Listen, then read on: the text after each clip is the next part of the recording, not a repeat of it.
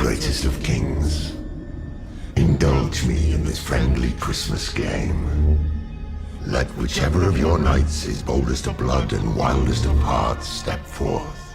Take up arms, and try with honor to land a blow against me. Whomsoever nicks me shall lay claim to this my arm. Its glory and riches shall be thine. But thy champ must bind himself to this. Should he land a blow, then 1 year and Yuletide hence he must seek me out yonder, to the Green Chapel, 6 nights to the north. He shall find me there and bend a knee and let me strike him in return. Be it a scratch on the cheek or a cut in the throat, I will return what was given to me, and then in trust and friendship we shall part. Who then? Who is willing to engage with me?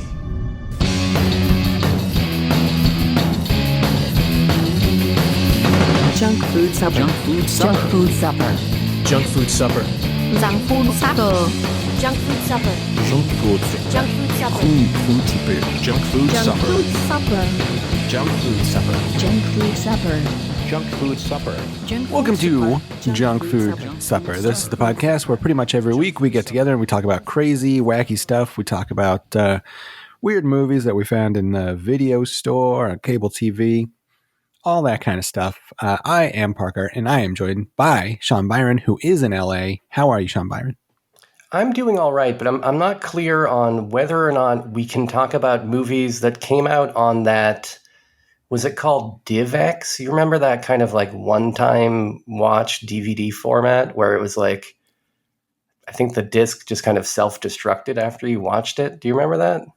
I did not, but that sounds cool. This was like early days of DVD where, I mean, I think actually the way the technology worked was like your DVD player like read the serial number of the disc or something and would only play it once or something. But this was like a way that you could just get a movie for real cheap, but then you could only watch it one time, I believe. Maybe I'm just making all this up, but I think it was a real thing. Yeah, that sounds wild. I think the weirdest DVD I ever had, which I loved, when I worked at the college radio station with Frisbee and Kevin Moss, they like sent us a stack, or somebody in Hollywood sent us a big stack of DVDs of the first 8 minutes of the Dawn of the Dead remake. It was on this little tiny mini disc, and it was just the first 8 minutes. And it was the greatest shit. Kind of like one of those business card CD type of a deals? Yeah, something like that. And yeah, it was great. It made everybody hyped because the first 8 minutes of that movie are like the most incredible thing ever. So like everybody who worked at that radio station, like there's like 30 of us or something, like we were all like pumped for like a week about this. And I had that disc for the longest time. I might still have it somewhere, but it was like the cutest thing I've ever seen on a disc. I love the idea that discs were pressed and distributed for a trailer, basically. You know, what would be a YouTube link now? Yeah. It was pretty much that. Yeah. I mean, it was strictly for publicity. So yeah, it's basically like a trailer. So it was like everything before the credits. In the old days, in the video stores, you know, you would get those tapes, those promotional tapes from, you know, the distributors that would have usually a full movie. And then like at the end, it would be like 30 minutes of commercials for other tapes that you could buy from them or whatever. But it's ballsy to put out media that is just a little 8-minute clip. I like that. Yeah. And then to trust that no one would, I mean, I guess maybe they wanted people to do this, but, you know, maybe they were trusting that no one would put it on whatever the equivalent of YouTube was at the time, because I don't even think there was YouTube, but maybe Kazaa, LimeWire. Yeah, something like that. A real media player. Don't upload this to Real Media Player, guys. It's our movie. Yeah. We don't want to see this on your MediaFire account. Get this off your GeoCities, please. Yeah. Don't upload this to that guy with the glasses.com or whatever video streaming sites are around in 2006. Yeah. Man, there used to be movies coming out on all kinds of weird formats. Do you remember the PSP? You could get movies on that. That was a thing. Yeah, I remember that. Do you remember those little like pre-iPod things? They were like these little plastic dealies that you would stick a cartridge in and it would have one MP3. And that was it. No, I don't remember that. They were pretty wild. It was only like it was mostly for like stuff like NSYNC and Britney Spears and stuff like that. But I think but yeah, like they were pretty wild. Like it was like just this tiny little handheld thing, and you would have like a bag full of cartridges, and you would just put in one song after another. When I first met my wife, she was obsessed with her mini disc player.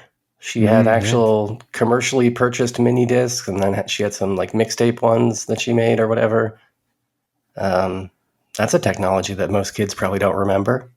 That's true. Yeah, I still see mini discs sometimes at like Big Lots, and like at the dollar store. Really? Like, they'll be on the shelves. Yeah, I feel like blank ones. Snatch those up, man. That's going to be collectible. That's true. Yeah, once everybody gets sick of like cassettes, like once those become not cool and retro anymore, they'll move on to the mini discs. I think it's about time. Cassettes have been, the indie music format of choice for too long now. Yeah, that's true. I think Guar put out a cassette recently, so that means it's over. That's how you can tell things are over now, is when Guar starts doing them. They put out vapes, that's over with. They put out NFTs, that's done.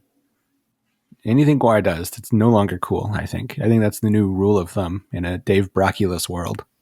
Wow, man. You're just coming out guns blazing at Guar, your one-time heroes. Well, I don't like Guar. I think Corey Feldman sucks. And I like David Lynch. I'm a whole new man, And you love the British, as evidenced by a lot of your movie picks recently, including tonight's. You can't even get more British than this movie tonight. Yeah, it would be very difficult. It's maybe one of the more British things of all time. I mean, short of knocking out all of your own teeth and then marrying your cousin, yeah, I mean, this is as British as you're going to get as watching this movie. Indeed so. Well, outside of this British movie, have you watched anything this week? Well, to counteract your obsession with the Brits, I had to do it. I had to watch one of the more anti-British films ever made. I had to rewatch Braveheart for the first time in like 30 years or whatever, maybe 20 years. It's a classic film? It's good. I mean, despite all of the cheesiness and, the Mel Gibsoniness of it all, it's got fucking killer battle scenes. Motherfuckers are out there without the aid of CG, just putting their limbs at risk, you know what I mean? And I guess we'll probably never get that kind of, non-CG epic filmmaking ever again. Yeah. Yeah. Especially after Napoleon didn't really make any money. That may have been the last one. Although I'm sure that's like 95% CG. There's probably a lot of CG in that movie. Yeah. Well, and speaking of, did you see Godsey? No, not yet. I'm a failure. I failed to see it this weekend, but I'm going tomorrow night. Okay. All right. Well, maybe, while you're editing the show, you can patch in right here just some quick thoughts on the movie. I'll just take my mic into the movie. This episode will be like twice as long. The last half of this episode is just going to be me talking through the movie in the theater. It's in Japanese, so if you want to just run all of the audio from the movie as like a bed under the entire episode, I don't think it will clash with our speaking, Okay. Yeah, that's actually a really good idea. I think people will enjoy listening to that. Take advantage of, the fact that they chose to, film it in Japanese. We'll respect the Japanese in this case, include the audio, and, why not? It's a win for both of us. They get a little extra promotion out of the deal. People are going to hear these scenes. They're going to say, I need to go to the theater and see these now without these two idiots talking over them. Yeah. That's actually good promotion. Forget mini discs. Just release your whole movie with us talking over them, and then people will pay you money to get rid of us. Yeah. Hey, I'm looking at you, Guar. If you want to release your next record, somewhere buried underneath an episode of our podcast, I'm open to it. Talk to our people. Yeah. I think there's actually a bonus segment somewhere on the Patreon that's like that. I think when a new Guar CD came out, I made you guys listen to it and talk about it. So, like over it. So I think that does exist somewhere on the Patreon. Well, that explains why the ghost of Odorous has been exploring other options with my legal team. Mm-hmm. Yeah. I couldn't name a current member of Guar. If I could have, it would have been a much cooler little riff there. That Slymestra Hyman or whatever, she's not still around, right? She's gone. She's mostly gone. Yeah, she plays every so often they'll do like a reunion show with her, but she's mostly gone. Who would I know from the crew that's still around? Balzac, the Jaws of Death, I'm sure, the big bear trap Oh head yeah, guy. oh yeah. Looks like a saw trap come to life. Yeah, that's the guy. Saw pretty much just ripped him off. Yeah, fair enough. What about that the talk show host guy that is kind of like a Morton Downey kind of character? Sleazy P. Martini. Exactly. He's their manager. Yeah. He's still hanging there. out? He's kind of there. I don't know. He's still Sleazy P, but he's not really in the band. He's kind of become like a horror host on YouTube, I think, to some degree. Like he watches Crumb Bum movies and stuff.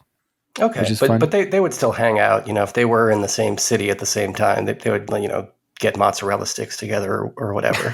I certainly hope so. Okay, good. What about your week? Anything exciting? Surprisingly few exciting things. I did almost nothing. I've just been playing video games that are not even exciting ones. Just you're talking like Nibbler. Snake. Snake, Tetris, stuff like that. Gorilla.bas. I don't remember Gorilla.bas. I do not know. It was a game for QBasic. You remember QBasic, right? I think so. Remember in MS-DOS back in the day, you could open up your QBasic and it was like the first programming language that you learned. It was in like the back of the math books. They would teach you how to do your for loops and your while loops and all of these things. But they had a couple of games that came pre-built. One was a version of Snake, I think called Nibbler. And then a game called Gorilla, where you were like a King Kong throwing bananas. That sounds fun. It's basically like a version of that game Worms, where it's all about calculating the angle and the velocity. You know what I mean? Yeah. Yeah. It was fun. I remember having to do that coding stuff in like high school and thinking like, we have CDs now. Like this is like the most out of date thing. Why are they teaching us this? Yeah, I remember that they had Pascal in our math books, which was, I think at that point in time, a language that hadn't been used in like 25 years or something. But for like half of a year, one of the math teachers still tried to teach it to us for some reason. I bet they're still doing that in schools. I bet 8th graders are learning how to use computers on like Windows 95. I hope so. I mean, there's a lot to love about Windows 95. It's got those flying toasters, Kids need to know about those. Yeah. Yeah. First appearance of Clippy. That was a big moment for culture, right? Yeah, Clippy was huge. Yeah. Well, enough about the past. What can you tell me about the future, Sean Byron, of cinema? Well, interesting that you ask, because I do have a segment prepared for this week that does concern the future of cinema. It's almost as if you knew that ahead of time. I'm going to just proclaim that you're a psychic, I guess, based on your heightened powers of observation and deduction. But I've got a segment where, I think we talked, a couple weeks ago about what was coming out in the month of December. That got me thinking, I got no fucking clue what's coming out beyond that. How can I remedy this? Well, thankfully, the fine folks over at Rotten Tomatoes put together a list that they're entitling the most anticipated movies of 2024. And I thought you and I would just go through that list and see if any of these movies speak to us. Do they sound intriguing in either a positive or negative direction? Sounds good to me. Yeah. I don't know what's coming out, and it's probably a lot of stuff that was supposed to be coming out the last couple of months, but got pushed because of the strike. So it will be interesting to see what we could have been watching right now, this very minute. Yeah, I haven't even looked at the list yet, so I'm, excited to be surprised by some of these picks on the list.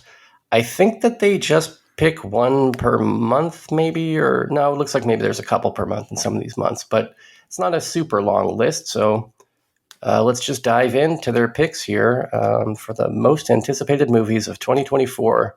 For January, we got the 2024 version of Mean Girls. I guess this is not exactly a remake of the 2004 version that came out, 20 years ago. That's crazy to me. This is like an adaptation of the stage musical which was an adaptation of the original movie, so it's kind of once removed, I guess. Tina Fey, produced this? Did she write it? No, she wrote the original, I think produced this, makes an appearance in this.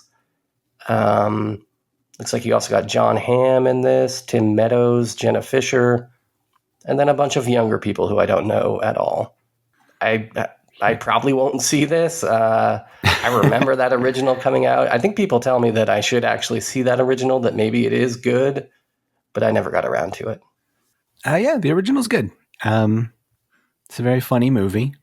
It's sort of like a PG sort of like Heathers or Jawbreaker kind of a thing, you know? Okay. But I got kind of election vibes from it. Is a little bit in that world too. yeah, I would say it's kind of close to that. So certainly like some black comedy elements to it, yeah. But yeah, I also mess with musicals pretty heavy, so I'll probably see this just because of that. I know you love those modern day musicals. Yeah, that I do. And there's so many of them coming out like in the next couple months, so it's going to be... For me, I feel like people forgot how to sing and dance as soon as the war ended. You know what I mean? Pre-war musicals, that's where I'm at. After that, I mean, once rock and roll hit the scene, you can't make a good musical anymore. That's a good point. That is a good point.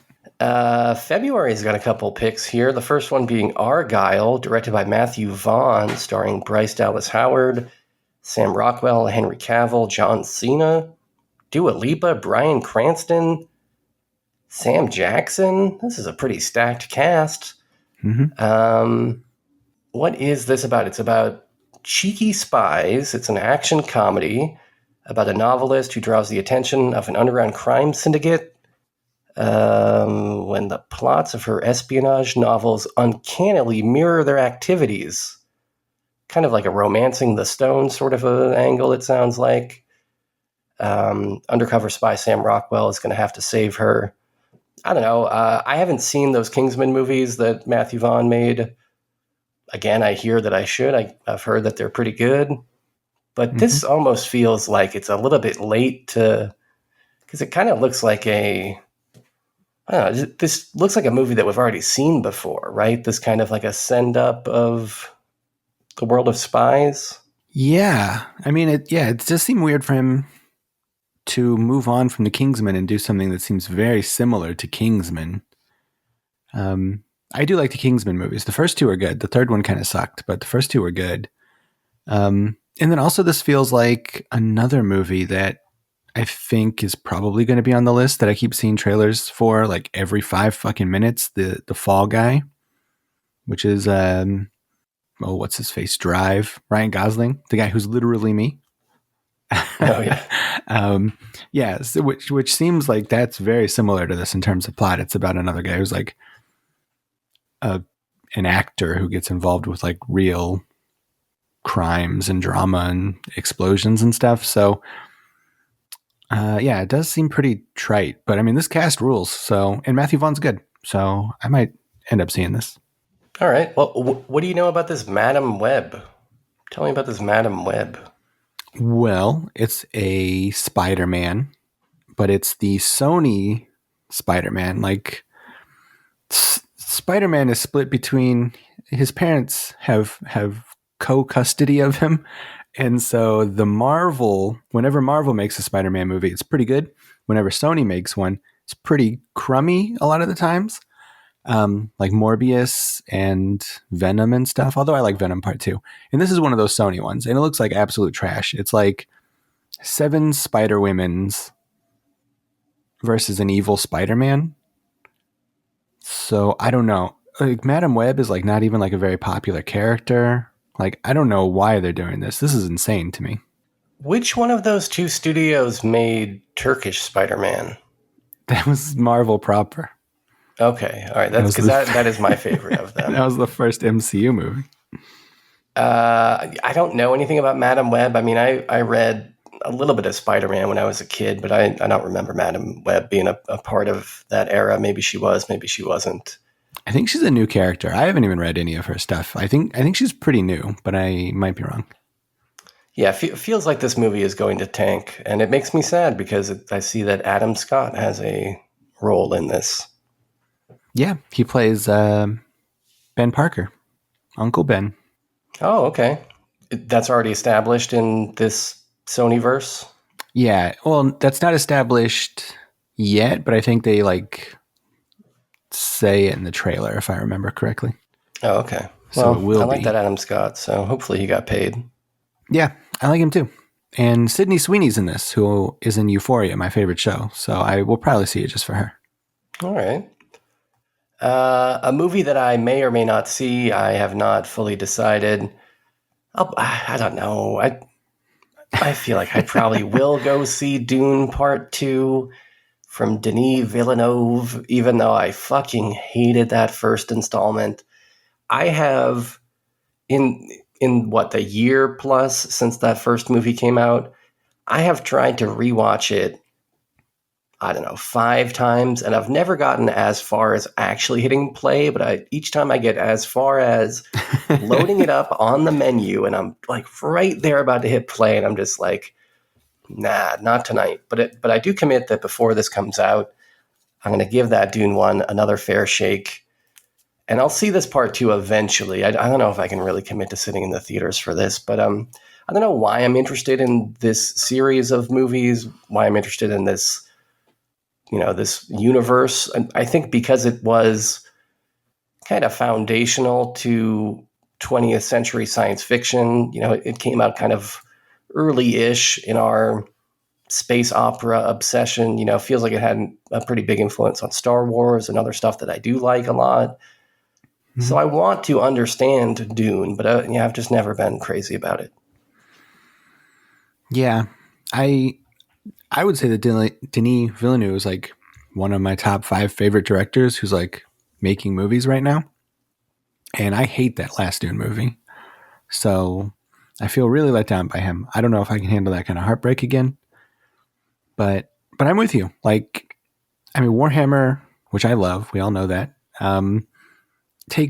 steals pretty much like 75% of what it has in it from Dune. So I feel like I should like Dune. But that last movie just didn't do it for me. And I don't even know why you would want to remake a David Lynch movie. How can you be better than David Lynch? Nobody's better than David Lynch. That's what I always say. That's what you have always said. Yeah. Well, speaking of film franchises, what do you know about these Kung Fu Pandas? I know David Cross is in these movies. Yeah. Jackie Chan as well. Because when you want a voice talent for your English language film, call up Jackie Chan. Yeah. And of course, Seth Rogen is in this because it's mandatory for him to be in every single animated movie, taking food out of the mouths of the children of real talented voice actors.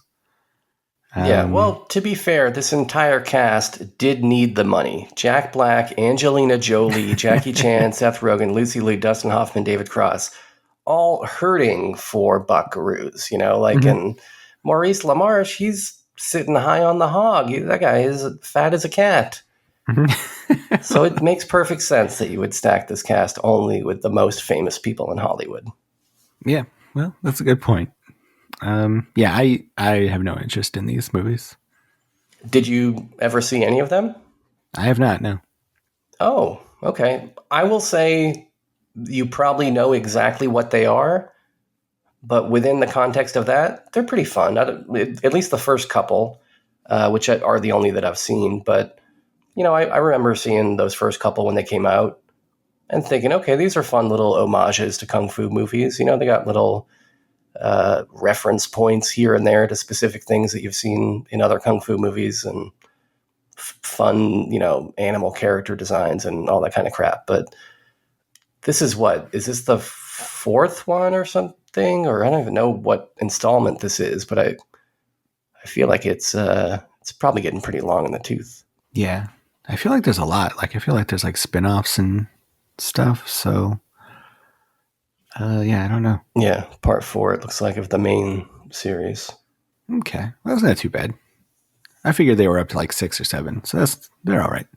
Well, speaking of long in the tooth, Ghostbusters Frozen Empire coming out also in March. I saw this trailer. I think it looks very bad. I don't think I'll see this unless, I mean, if there's some miracle where people start telling me like, no, guess what? This is actually legit great.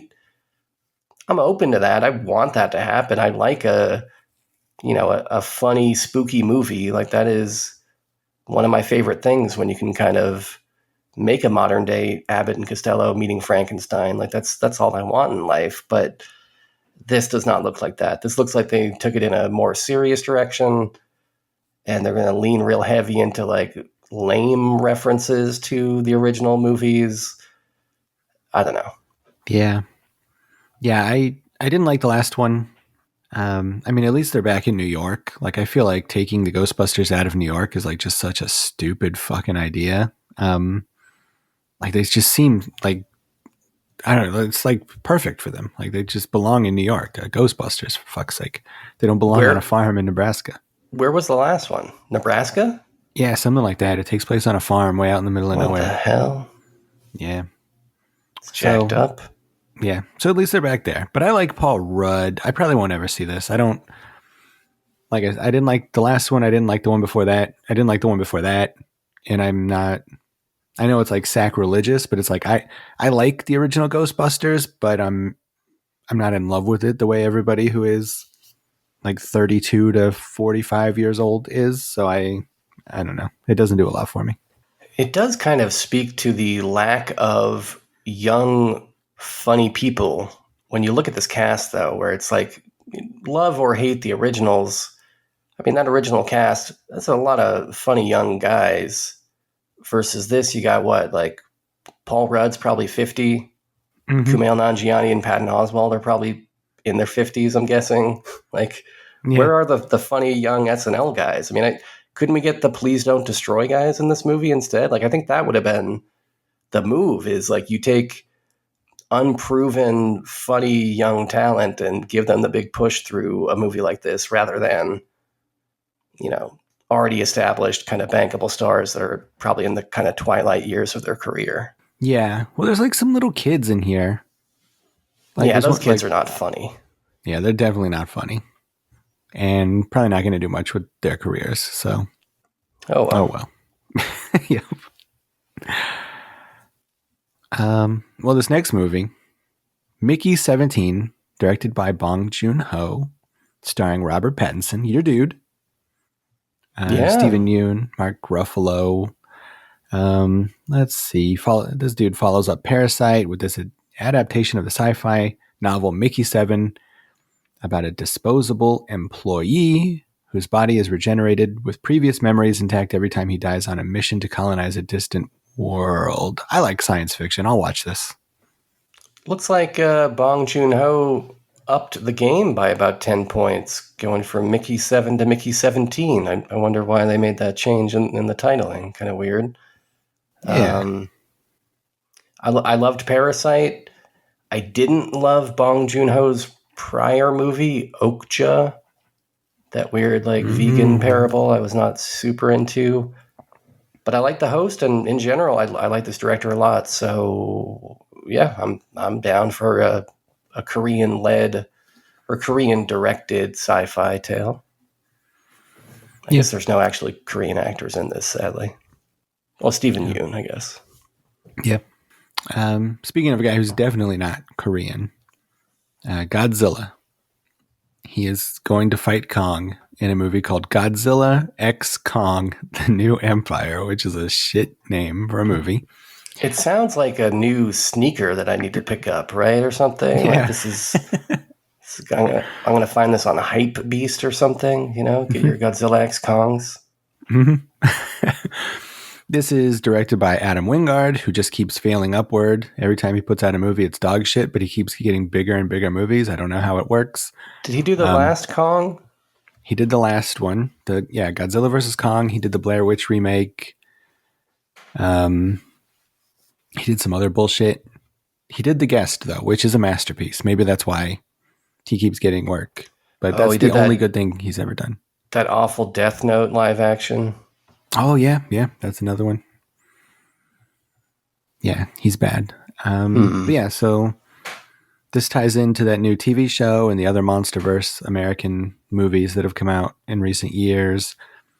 Stars Dan Stevens from The Guest, and Rebecca Hall, so I will see it because I love her. And I don't know, it's a Godzilla movie. I feel like this is like bad timing because everybody likes that new Japanese Godzilla movie. So like this is going to be a hard act to follow only a few months later, I think, maybe. Well, I mean, I think it's bad timing for Legendary, but it may be good timing for Godzilla fans overall, because if what happens is that Legendary learns a lesson from this and they see, the crazy positive reaction to the Toho Godzilla, and what I'm expecting is going to be a, comparatively muted reaction to this, maybe they might change their ways and just let a Japanese man direct a Godzilla next time or something like this. This will probably be bad. The trailer looked bad. I will definitely still see it anyways because I want to see giant monsters go smash. But I still haven't gotten through more than 15 minutes of that TV show, which starts off with some real hokey shit that I just couldn't get through. I haven't tried it yet. People say it's good if you can get through the first episode, but I couldn't do 15 minutes. Will you watch 15 minutes of Challengers, directed by Luca Guadagnino, starring Zendaya of Euphoria fame? Zendaya headlines the latest film, which centers on a relationship between a tennis prodigy turned coach, a struggling former champion who is her husband, and his former best friend. This looks very good. This looks sleazy, and it looks saucy and spicy. I like Zendaya. This Luca Guadagnino guy, I don't think I've seen any of his other stuff, but he's directing the new TV show based on a Bret Easton Ellis book, so I like him for that. This hits all my boxes. I'm going to see this day one. I love it. I don't know anything about this movie or these people, but I guess I'll watch the trailer after this. The word sleazy piqued my interest. Yeah. Anytime a movie's about like a tennis pro, I'm in. Like if it's... Oh, really? Like Match Point, Strangers on a Train. Maybe just those two movies. Maybe those are the only two ones. What about that SNL sketch with Sarah Sherman recently? I have not watched SNL in 37 years. Well, considering you're such a big tennis fan, I would recommend at least this one sketch where it's like a faux documentary thing, and they're doing a bit where it's like, I think it was Jason Momoa was the host at the time, and he's playing like a super buffed out tennis guy who goes up against like the first woman to challenge a man in tennis, and she just gets like obliterated, like the ball bursts through her torso. Okay. And there's a lot of blood. It's fun. All right. You'll enjoy I like it. blood. Yeah. Sounds fun. The Fall Guy coming out in May. You mentioned this before, starring your boy Ryan Gosling and Emily Blunt. Director of John Wick, Atomic Blonde, and Deadpool 2, David Leitch, the former stuntman, is directing this. It's a film adaptation of an 80s TV show about a stuntman who moonlights as a bounty hunter. I don't know this show, actually, but I'm intrigued by what I've heard so far. Yeah, it's like a show from the 70s. I remember it being on a lot as a kid, but never watching it. But I like David Leitch. I like John Wick and Atomic Blonde are very good. Deadpool 2 is pretty good, too. You like David Leitch? Yeah. Oh, okay. Indeed, I do. I've been misunderstanding you then. Yeah, I might check this out. I don't know. I mean, it looks kind of like a superhero movie with no superheroes. Like it's a lot bigger than John Wick and Atomic Blonde and even Deadpool 2. Like it just looks like a lot of CG stuff, but I don't know. It looks fun, I guess. Do you think John Krasinski's new movie, If, looks fun, starring himself as well as Ryan Reynolds, Steve Carell, Matt Damon, Phoebe Waller-Bridge, Emily Blunt again. She's all over the place this month. Maya Rudolph, Aquafina. Big cast. It's a fantasy comedy.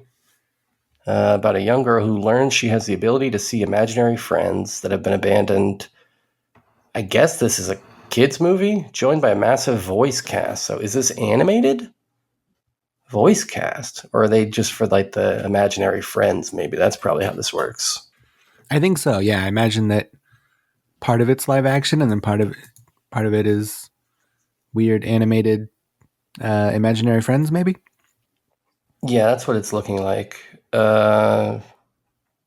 Actually, the trailer makes it look like it's almost got like a horror movie element to it as well. I don't know if that's correct or not. But yeah, actually, the trailer looks kind of cool. I had not heard of this movie, didn't know anything about it. My last experience trying to see a John Krasinski directed film theatrically didn't work out so well, but maybe this one will.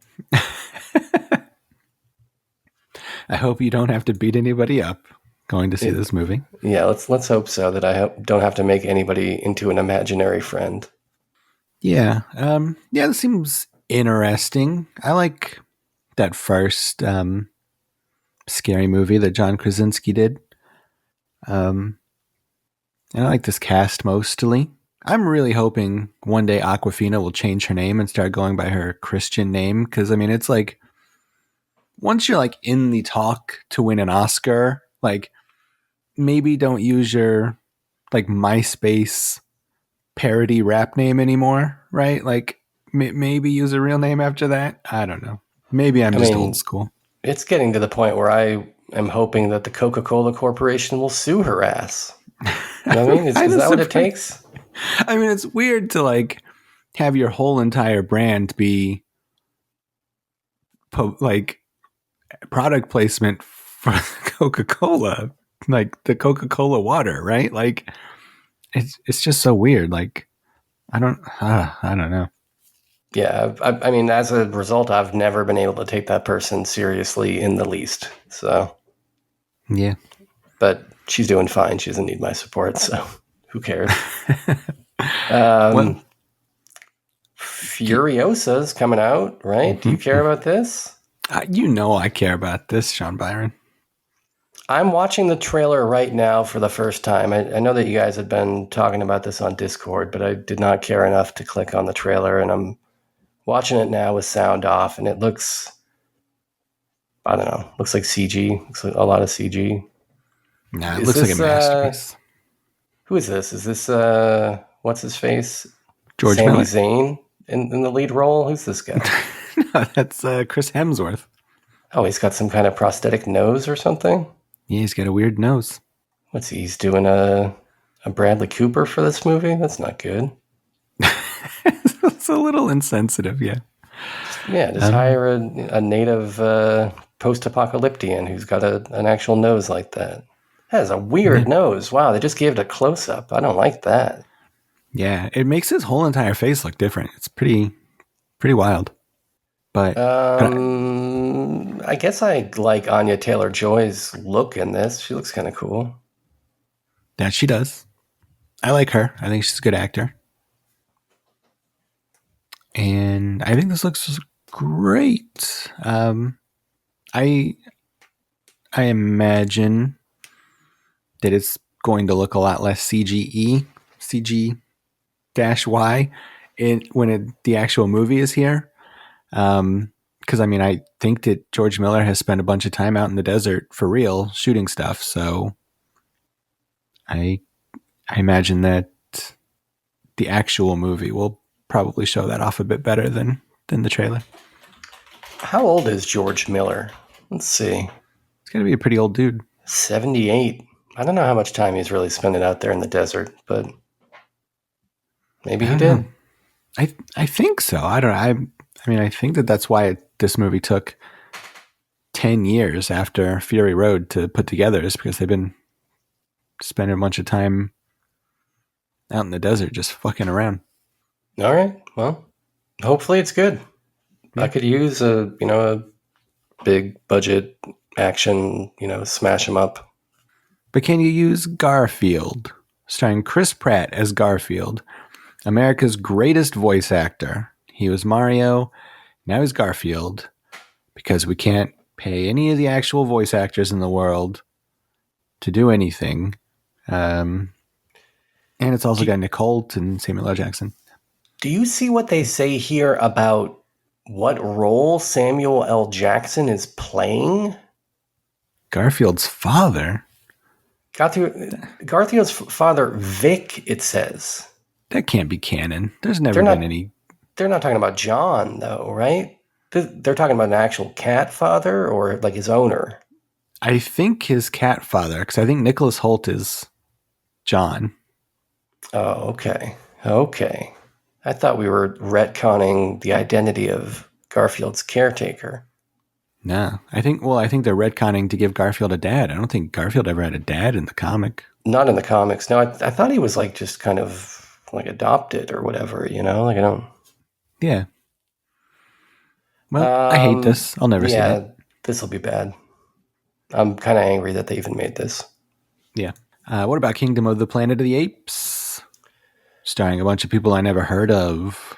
Yeah, I saw the trailer for this and it looked all right. It looks like the kind of movie that I would watch eventually. I'm not going to be in a rush to see it in the theater, although, you know, positive buzz might change my mind on that. I feel like I've missed a couple of these. The last one that I saw had John Lithgow having dementia. Oh, yeah. You've missed 2 or 3 of them then. Yeah, so I feel like I got to catch up first, but these are all right. These newer Apes movies, they're not as fun as the originals. I like practical effects a lot more than CG monkeys, but it's just not the world that we live in anymore. Well, why not let a cartoon monkey win an Oscar, Sean? I suppose, that's fair.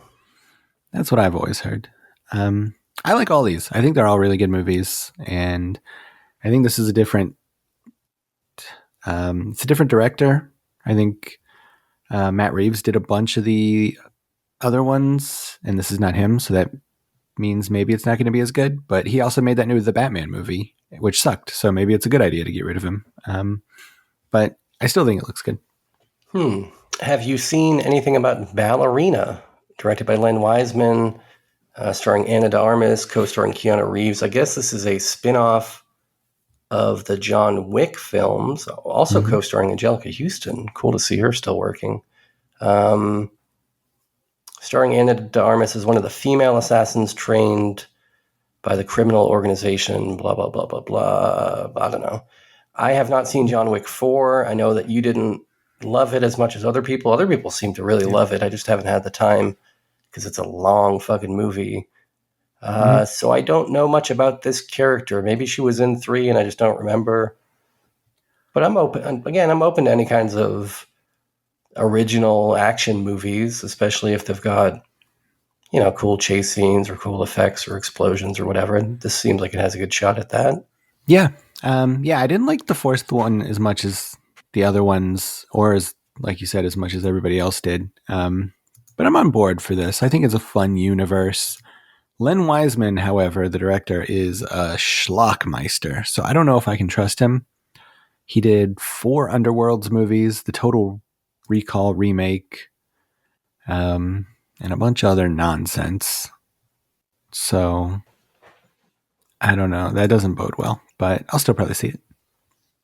Sounds like he's, you know, that name might be brimming with irony then. Not a very wise man, it sounds like. Not at all. He did Live Free or Die Hard. He should Is have that been the one fired. with Kevin Smith? I think so, yeah. Oh, yeah.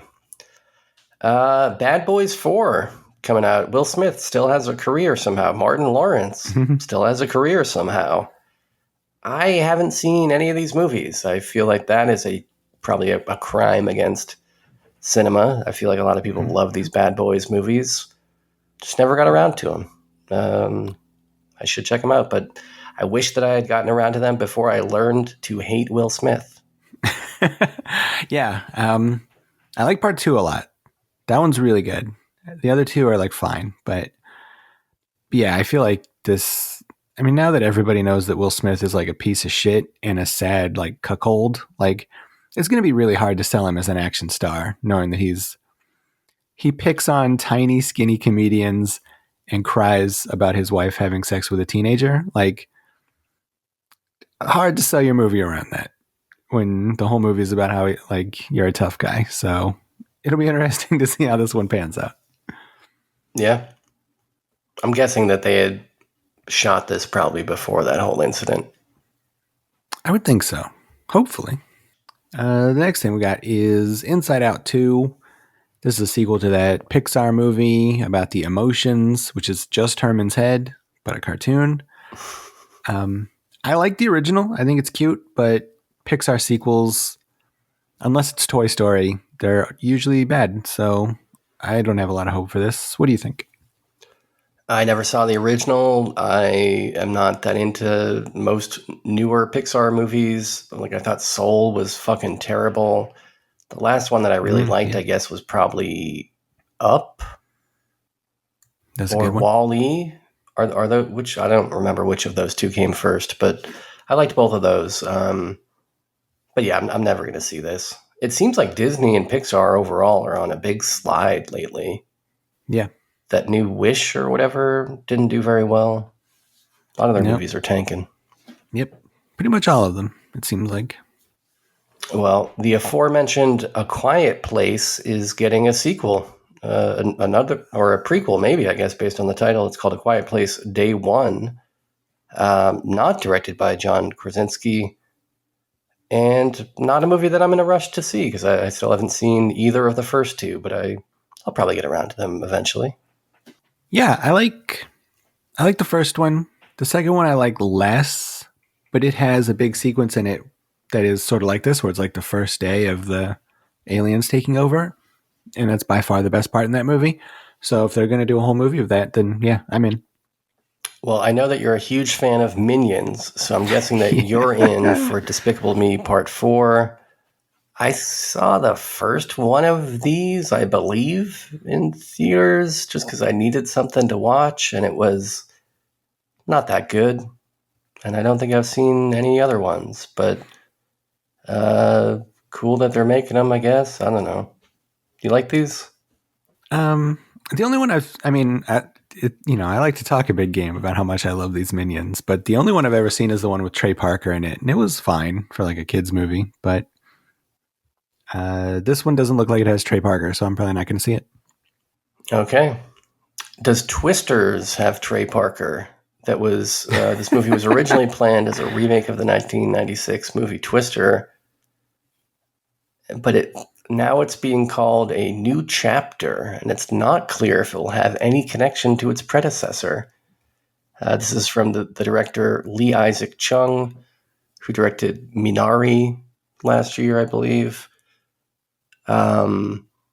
Interesting choice of director, for somebody to go from a low-budget indie, drama to like a big action movie. I feel like we've seen that a couple times in the past, and it's usually an interesting transition. I guess we'll see how this goes for Lee Isaac Chung. I haven't seen the original Twister since probably 96, 97. I remember it being fine at the time, but I wasn't as crazy about it as everybody else around me seemed to be. Yeah, that one's all right. I think Michael Crichton wrote it, maybe, if I'm remembering correctly. And since he's been dead for a few decades, he's probably not involved in the writing of this one, so I don't really care about it. Fair. But now, this is a movie I know you'll be wanting to see. Deadpool 3, starring Ryan Reynolds, Hugh Jackman, directed by Sean Levy, whoever that is. This is probably going to be an R-rated Deadpool movie, starring a team up between Deadpool and Wolverine. And I'm in. I like the first two Deadpools. I think they're very surprisingly good. So I will, if you're going to throw Wolverine into the mix, I'm in. Sure. What do you think about these? You haven't seen the other two, right? I haven't seen the other two. Not really very interested in quippy takes on superhero lore, but I know people love this, and who am I to take that away from them? I thought it was interesting that this is the only Marvel Studios release of the year. Yeah, that's the only one they've got. I think there was supposed to be another one, a Captain America movie, I think, but it got pushed back because of the strike. So, yeah, only one of these in the whole year. Well, somebody else who is back at it is Eli Roth, coming off the success of Thanksgiving pretty quickly. He's going to be back in theaters again in August with Borderlands, starring the aforementioned Jack Black, the Kung Fu Panda himself, as well as Kevin Hart, Cate Blanchett, Jamie Lee Curtis, and some other people. It says, get ready for some outer space shenanigans as Eli Roth takes the helm for this adaptation of the popular and wacky video game series Borderlands. I don't know anything about this game. I'm guessing you as a gamersman can probably fill me in. I like wacky outer space shenanigans. You know, if this is anything like, I don't know, Hardware Wars, the Star Wars parody, that also was kind of like an 8-minute DVD that people probably shouldn't have pressed without an actual movie attached to it. But what do you know about this Borderlands? Surprisingly little. I have, I think, part 2 on Steam, but I've never played it. I know that people like it. It's like a first-person shooter set in like a wacky kind of dystopian world, and it's like cel-shaded and looks very stylish. So people love them. There's like, I don't know, a lot of these games out there. I think there's like 4 and then a couple spinoffs. So I'm interested. Maybe I'll try to play one of these before the movie comes out, but I'll definitely see the movie. I like Eli Roth. You ever play those Space Ace games back in the day? You remember Space Ace? Oh, yeah, I remember Space Ace. Yeah, I played those at the arcade when I was a kid. Yeah, that was some fun time. Yeah, they're on Steam. Space Ace and the other one, Dungeon, the medieval one that I don't know the name of, but I've been thinking about buying them. Every time I see that they're on sale, I'm like, man, I should buy these, but I never do. Speaking of which, we got an untitled Alien movie directed by Fede Alvarez. I think it's been about 35 years since I've liked an Alien movie, and Fede Alvarez is real hit and miss with me. So I don't know. I'm not super stoked on this, but what do you think? Well, important point of correction. I wasn't thinking Space Ace. I was thinking Space Quest. You ever play Space Quest? Remember this game? I haven't. I have not, no. It was from the same team that brought us King's Quest, the Sierra Games people. Oh, and it was like a Leisure Suit Larry in space, basically. You played this janitor of a spaceship named Roger Wilco as he bumbled his way through outer space hijinks. Well, that sounds fun. Yeah. Anyways, I like those Sierra games. Untitled Alien movie. I mean, Fede Alvarez has not really got a great track record with me. But I do love the Alien universe. I don't know. This will be bad, I guess, but I'll see it anyways because I want it to be good. That's understandable. I don't think there's any like trailer or any other marketing materials yet. Yeah, I don't think so. These are all getting pretty late in the year. This is like August, September. So yeah, there's probably no trailers for much of this stuff yet. Although there is a trailer for Kraven the Hunter. But it's age restricted. Yeah. I have to log in to see it. This was supposed to come out like this October, I think, and then it got pushed back for a bunch of reasons. This is another one of those Sony Spider-Man movies. They're just making movies about all of his bad guys. This looks really very different from the Kraven in the comics. Like I don't know. It's pretty, they're taking a lot of liberties with the character, it seems like. But Kraven is probably my favorite Spider-Man villain, so it might be mandatory for me to see this. Is this Stone Cold Steve Austin in this trailer, or just somebody who looks like it when I'm watching this in thumbnail size? Maybe it's just a guy that looks like Steve Austin. I have no idea. I hope it's really him, though. Weird move that you would make a movie about a Marvel character and then have the trailer be 18 plus so that people would have to log into YouTube to view it. That seems like a very bad marketing move. Well, I think that's part of the thing with these Sony Spider-Man movies is I think they're all rated R. Like Morbius and Venom, they've been rated R so far. The trailer doesn't need to be. There's not even any tits in this trailer. Well, that's a good point. Why would you lock this behind a login? That is a good point. It's probably an F-bomb in it or something if I unmute it, but I don't know. I don't care about this. I'm glad that your homeboy Craven's getting his cinematic recognition, though. You care about my homeboy Beetlejuice. Apparently, we got Beetlegeist Part 2, directed by Tim Burton, coming out September 6th, starring all the people you would expect, except for the guy who killed that guy. Except for Otho. Yeah. Who is dead. Glenn He's dead. Shaddix, right? I think it was his name. He was great. Yeah. The Baldwin that killed a guy, the child molester, he's not going to be in it. No, can't have him anymore. Yeah, even though he was probably the best actor in that whole movie. Yeah. That's a shame. But we got Willem Dafoe instead, so that's fine. I don't give one single shit about this movie. I like Beetlejuice as much as the next guy, but Tim Burton hasn't made a good movie since fucking Beetlejuice, and I just don't care. There's no possible way this is going to be good. At the same time, I mean, he hasn't gone back to one of his original properties for a very long time, right? Like, maybe this is the kick in the balls that he needs to, like, finally make a good movie again. I don't know. I hope so. I doubt it. I'm surprised that this is actually finally getting made after all of these years of talking about it, that it's now finally getting made. But, I mean, thankfully, they are doing it while, Catherine O'Hara is still living and with us, so that's good. Yeah. I don't know. If this was somehow a surprisingly good movie, that might be among the best news of next year. You know what I mean? Like, I would love for this to be good. It's not going to be, though. Yeah. I mean, I feel like Tim Burton's like a guy that people don't come back around.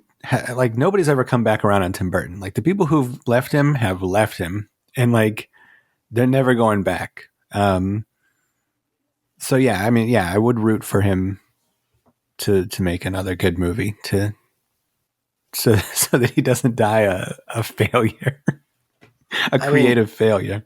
Everything up through Ed Wood, I mean, are among my favorite movies, and it is so crazy to have a guy fall off in such a severe way. I would love for this to be the first time that a guy is able to come back from that kind of a deficit. Like, you've had guys put out a couple bad movies in a row, maybe, and then they put out one good one. But man, that would be quite a turnaround for old Timmy B. Yeah, true.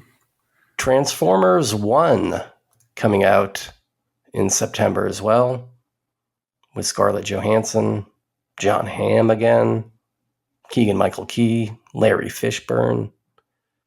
And I don't really care, although I see this is a animated prequel. Okay, that's how we're able to get all these famous people into a Transformers movie. I don't know. Toy Story 4 director Josh Cooley. Animated. I don't know. I like that cartoon movie from the 80s that we watched. I think we watched for the show. That was fine. But I don't have any real attachment to Transformers, especially now. Yeah, same. Transformers isn't an 80s thing that I have a lot of nostalgia for some reason. So, and cartoon version even less so. So, I'm not in for this.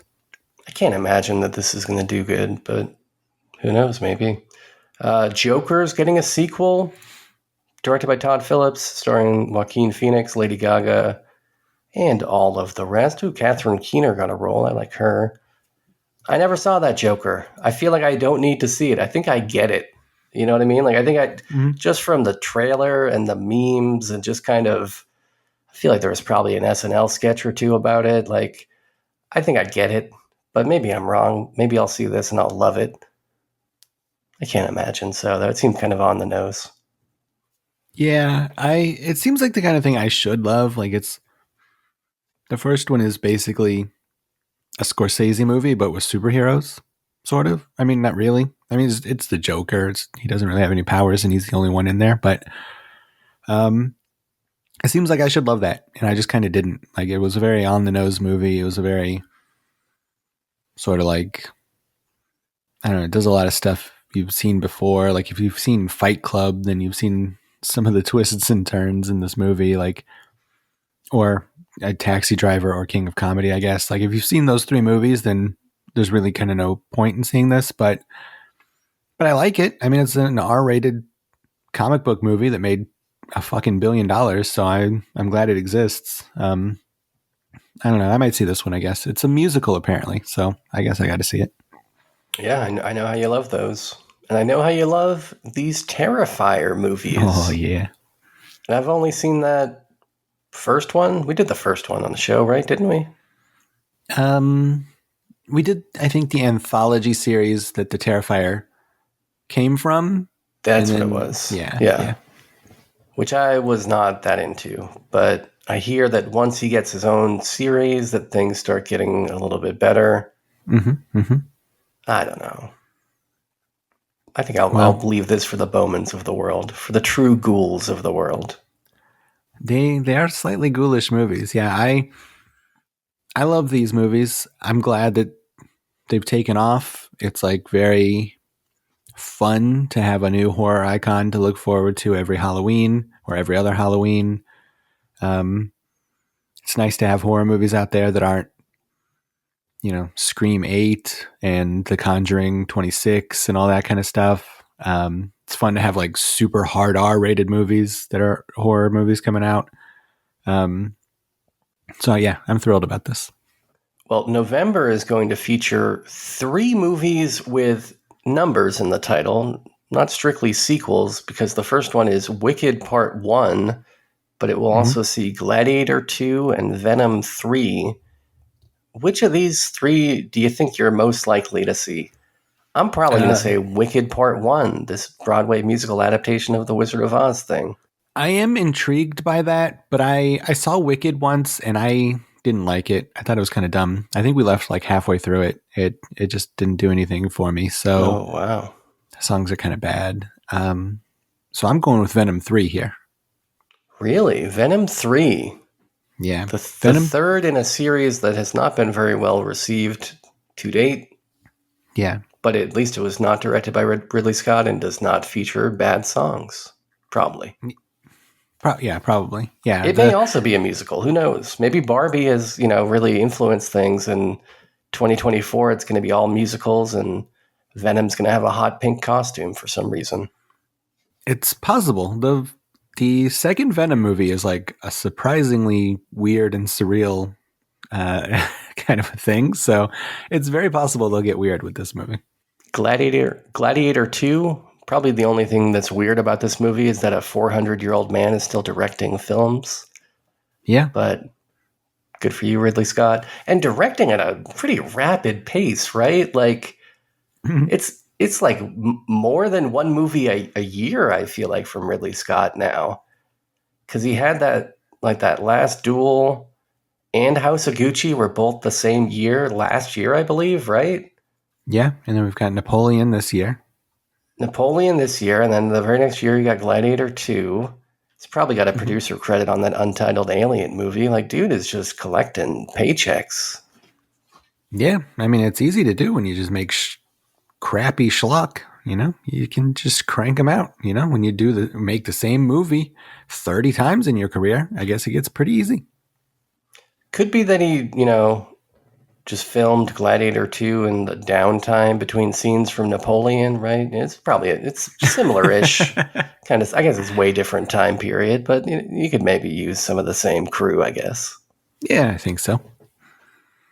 But yeah, I don't know. I might check this out. I mean, movies like this are kind of becoming more rare. Like you have to be grandfathered in like Ridley Scott to make these sort of mid-budget historical epics. So I feel like I got to support them since when he dies, they're probably going to die. So yeah, it will be hard to find an action movie that features, no super powered characters at that point. So in December, we got a few things. Yeah. We got quite a few things, I guess, in December. We got The Karate Kid, which I guess is going to star Jackie Chan and Ralph Macchio. A famed practitioner of karate, a Japanese art form, Jackie Chan. Yeah. Yeah, I don't care about that. Although the Cobra Kai series is good. So I don't know if this is going to be a sequel to that or not. I hope not. But then again, like, why would they do it? I don't know. It seems weird. Did you see the Jackie Chan Will Smith Jr. movie from 10 years ago or whatever? I have not. No, that's the only one I haven't seen. It was all right. Nothing to write home about. Yeah. We've also got Lord of the Rings, War of the Rohirrim. This is an animated prequel. Is it animated? Yeah. Oh, weird. Yeah, I guess I'll watch that. I guess. I don't know. I still haven't maybe. watched that new TV show. I tried to watch the show. It looked pretty bad. I didn't last a full episode. Yeah. We've got Mufasa, the Lion King, starring Seth Rogen, of course, as is mandatory. I don't give a shit about this. Do you care about the Lion King? No. I guess this is a prequel to the live action Lion King. Yeah. Which is, yeah. I don't know. I kind of, yeah. Those movies feel like all these like live action remakes of Disney movies feel like so disposable. Like it feels like, I don't know. Like, is there any cultural remembrance for that movie to even warrant a sequel?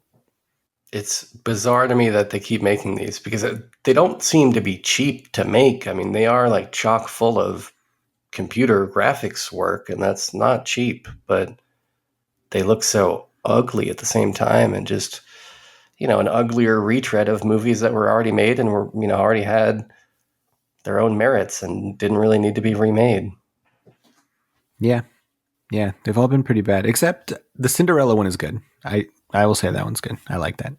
But the Because rest of that your I've boy, seen, Kendo. yeah, my man Kenneth Branagh did it, so he's got the touch. Sonic the Hedgehog 3. They're really cranking these out.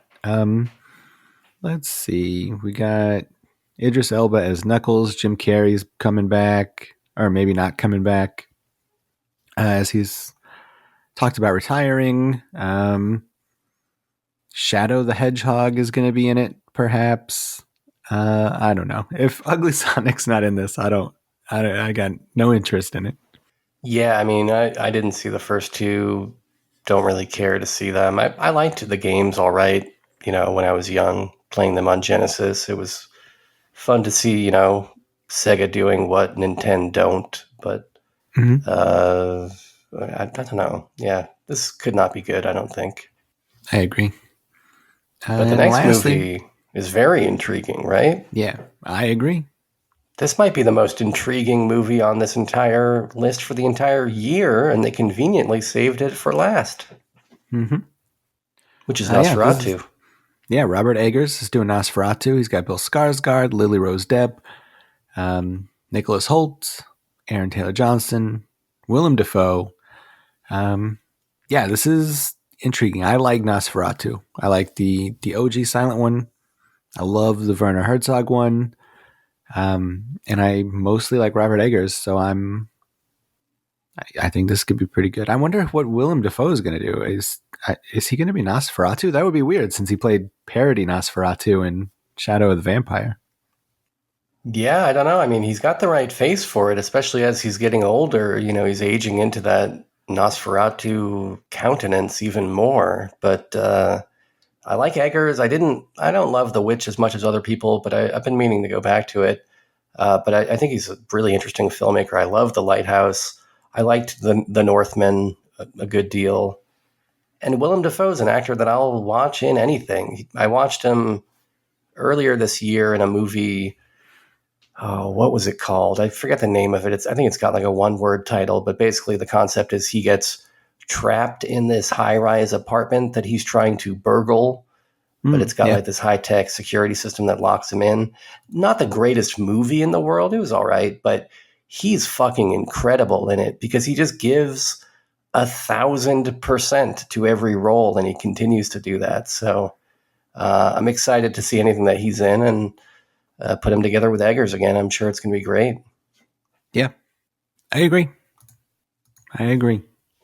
So I guess that wraps up all the movies. There's a to-be announced one here. Spider-Man Beyond the Spider-Verse. This is going to be part 3.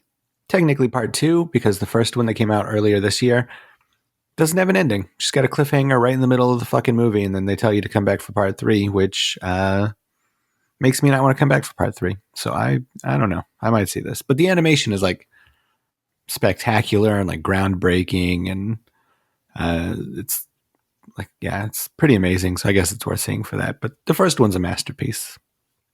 Just buy a ticket to something else and sneak into this, because I can feel it. I mean, I can sense it in your voice that you want to see this thing. Like, you're excited to see this thing, but at the same time, these guys have not earned your ticket price, because the last time they told you they were going to deliver a story, you're still waiting for that story. So I think you're owed a free ticket to this. Just go buy 2 tickets for Nosferatu and sneak into this. That's a good point. Yeah, I think that maybe is what I'm going to have to do, because it was so upsetting to be halfway through a movie and see the title card pop up that says "to be continued." But and well, speaking of a title card that pops up and says "to be continued," you're talking about the "to be continued" on this actual show, where we're going to take a break now and then come back to talk about The Green Knight. That's exactly what I'm talking about. And in the meanwhile, I hope that the listeners do enjoy that comforting bit of Japanese dialogue from Godzilla -1. Mm-hmm. And if you do enjoy that comforting bed, send us a voicemail at 347-746-JUNK. That's 347-746-5865. Or go to facebook.com/junkfooddinner and hit the call now button. Send us some voicemails, because we don't have any this week. We want to know what you're up to and what you're watching and how many Spider-Man movies you plan on seeing next year. So give us a call. And in the meantime, we're going to take a quick break and we'll be right back. Friends, brothers and sisters, who can regale me and my queen with some myth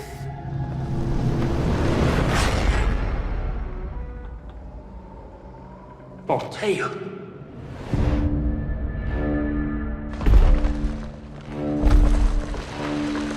O greatest of kings, let one of your knights try to land a blow against me.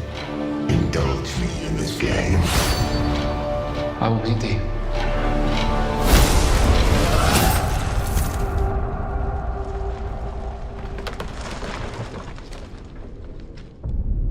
One year hence.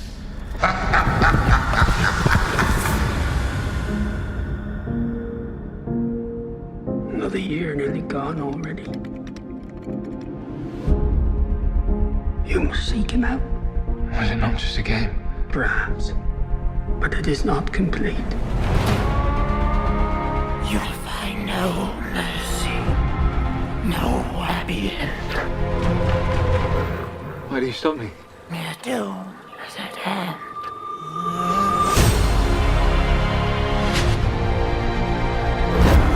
You rest your bones. I'll finish your quest for you.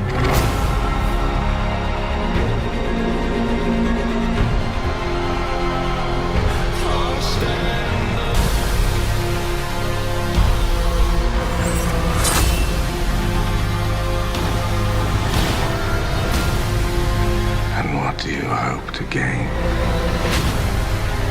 from facing all of this? Honor.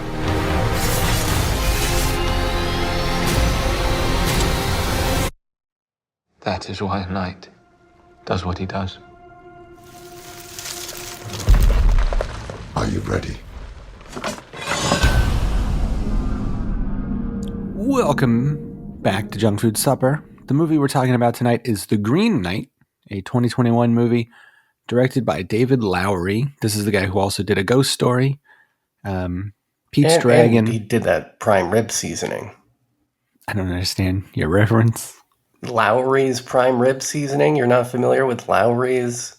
They got that, I don't know, that pepper blend that you can get at the supermarket. All right, we're going to have to cut this joke out of the show. the real prime rib heads out there know exactly what I'm talking about with maybe you're Lowry's. Right. He did not do that, but he did Pete's Dragon, Peter Pan and Wendy, The Old Man and the Gun. Very different movies, it seems. but he did Green Knight. This is a movie that I saw when it came out, and I watched it like 3 times in 1 week. The first time I saw it, because it was there's a lot to it. So in this movie, Dev Patel plays Gawain. Some people call him Garwin. Some people call him Gawain. He's got a lot Some of people different call him pronunciations. Garfield. Some people do call him Garfield. This guy, he was in a lot of stuff. Slumdog Millionaire, Chappie. You've seen him around. He's a good actor. He is one of King Arthur's knights from the Round Table that you've heard so much about. He wakes up on Christmas Day. His prostitute girlfriend wakes him up, letting him know it's Christmas and that he's got to go to a party. He goes to this party with all the knights of the Round Table, including King Arthur and Guinevere, his queen. Merlin is there as well. Yeah. And also that one knight who farts in his general direction. that one. The guy who killed the bunny. Oh, wait, I guess maybe nobody killed the bunny. I don't know. I haven't seen that movie. So he's there. King Arthur is old, kind of sickly. This is near the end of his time. He has a talk with Gawain. He wants to get to know him better because they're cousins. King Arthur's like stepsister is Gawain's mom, Gawain, Garwin, whatever you want to call him. And so he wants like to a witch or something, right? Yeah, she's like, I guess, an amalgamation of 2 different King Arthur characters, one of the most famous of which being Morgan Le Fay. So yeah, she's sort of, she's a witch. She's sort of a weird sister, but without any sisters. Yeah. She's sort of more on the pagan side of this. Like the King Arthur story is interesting because it comes at like this crux of like Celtic paganism in England, and then also like Christianity in England. And so you have like the 2 things really coming together. Do you know, though, is this poem like the primary text of that King Arthur lore? Or because I don't know anything about this poem that this Green Knight is based on. I figured it was just kind of one of many stories from that time period about these guys, or am I wrong? No, you're right. I knew nothing about it when I saw this movie, and then the movie kind of, I went into a big deep dive, learning a lot of King Arthur stuff for a while. But like King Arthur, like it's an interesting thing because like there's an original story that has kind of just like the bare minimum about it. It's like King Arthur was a great knight and Guinevere was his bride, and then like 50 years later, somebody else kind of revises it and writes another story about it, and he adds a little piece. Then 50 years later, somebody else adds a little piece. And then at some point, we get the sword in the lake, Excalibur, and all this stuff is going to get put in there at some point. Yeah, that stuff was much later. At some point, Lancelot was added. Lancelot is sort of Arthur's right-hand man who may or may not be having sex with his wife, depending on who's telling the story. Tristan and Isolde get added to it. Mordred later, gets Madame Web shows up. Madame Web does show up. And then, Gawain gets his spin-off at some point. And so there's no real like King Arthur canon. It's like just, over the last 800 years, different cultures and different people just kind of add to it. And some of it stuck and some of it didn't. And it's just like this nebulous sort of a thing. But there is one specific poem that this is based on. But the movie takes kind of liberties with it. Not everything is exactly the way it is in the poem. They add some other stuff from different King Arthur things. There's even a few characters in this from Turkish King Arthur. Exactly. So it's, I think that throughout the movie, they kind of play on that idea too, like this storytelling aspect of it, the fact that there is no canon. Like there's a lot of stuff like the way that, Gawain gets his portrait taken at one point where he looks like a super noble knight when in reality he's just like a drunk, So I think that, they play with that throughout the movie in a lot of ways. Like the lady who has all the books that she says she writes and rewrites on a whim, like stuff like that. Like they kind of play with the idea that these stories get told and retold based on the whims of whoever's writing them, which I think is interesting. Because, yeah, there's no real canon to any of this King Arthur stuff.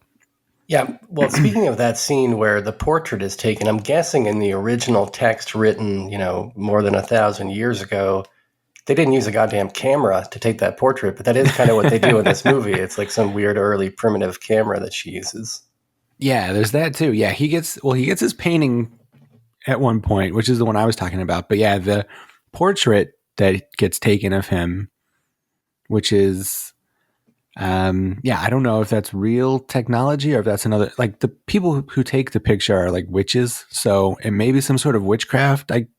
I don't know what's going on there, but that kind of takes a much more accurate picture of him, which I think is interesting because the painting is propaganda and the picture shows him like upset and burdened and depressed, and that's how you get the real him. But yeah, so Arthur wants to talk to this guy. They don't really know each other too well. Gawain's a young guy who hasn't really done much in life. He's kind of a loser. And while Arthur is talking to him and trying to get his story and trying to get to know who he is as a guy, a Green Knight shows up. Just this wooden knight who challenges everybody there to a game. It's implied that Gawain's mom is responsible for this through her witchcraft, summoning the Green Knight. Now, would you say this Green Knight is sort of a Groot? He's kind of a Groot, right? Definitely a Groot. Sort of like a man-sized Ent. Yeah, definitely. Probably a little bit bigger than a normal dude. Riding on a horse. He's very slow, very Entish. You're right. Whenever he moves, you hear the creaking of wood. Cool practical effects. He looks wonderful. I think it's all makeup, right? I do believe so. Yeah. Yeah, it looks good. Yeah. And the guy playing him, it's the guy from The Witch who has like that. He was the dad in The Witch. He's got this great voice that brings the character to life too. But he says, and this is part of the original poem, and I think even predates the poem, the idea of this game and this Green Knight.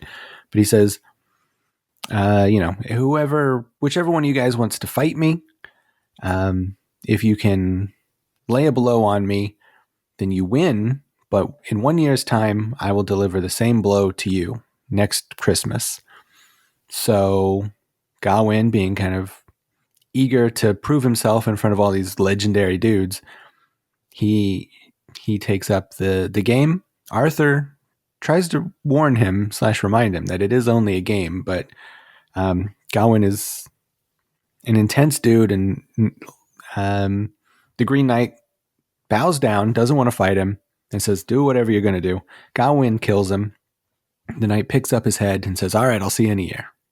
And then from there, Gawain has a year to get ready for this fateful meeting where the knight will in turn lop off his head. And the story goes from there. The story from there is very like whimsical and very moody. You would think that for being a story about like a young punk turning himself into a great legendary knight, that it would be action packed and fighting a lot of monsters, and you would think it maybe would be Conan the Barbarian, but it's not. It's just a very moody, surreal, melancholy sort of a thing. There is some of that though. Like there is an adventure that he goes on. I mean, this is not just like, okay, he's spending 2 hours sitting in a room fretting about his encounter. Like he goes on the adventure. It's a little bit. It's not as action packed as you might expect. Yeah, he definitely goes on an adventure, but like it's never like a thrilling one. Like even like I would say like probably the most action packed thing that happens to him is those like thieves that capture him. Yeah. But that's like a very like terrifying, almost a horror, like almost like a Last House on the Left sort of experience. Like it's not a fun, thrilling thing. I think that's how we're supposed to see this experience. Through his eyes, this was not exciting. This was probably mostly just filled with paranoia, and dread. Yeah, the whole time. It takes where he's supposed to meet the Green Knight is 6 days away. So yeah, I'm sure he's full of anxiety and dread and not wanting to do this. But he goes because he wants people to know he's honorable and lived up to his part of the deal, and he thinks that that's how he's going to become a great legendary knight. And it's already kind of happening. Like the people in town are making puppet shows about him, and he's told later on that people are singing songs about him and stuff. So just the act of going to get killed by this Green Knight is already turning him into something of a knight. But he's a real piece of crap. Like everywhere he goes, he makes the wrong choice. He does stuff that knights would not do. Like he runs across this Barry Keoghan fellow who helps him out, and Gawain doesn't give him anything for his trouble, which turns out to be a mistake. Later on, he meets a spirit in the woods who asks him for help, and he says, "Oh, well, if I help you, what do I get out of the deal?" Which turns out to be a mistake.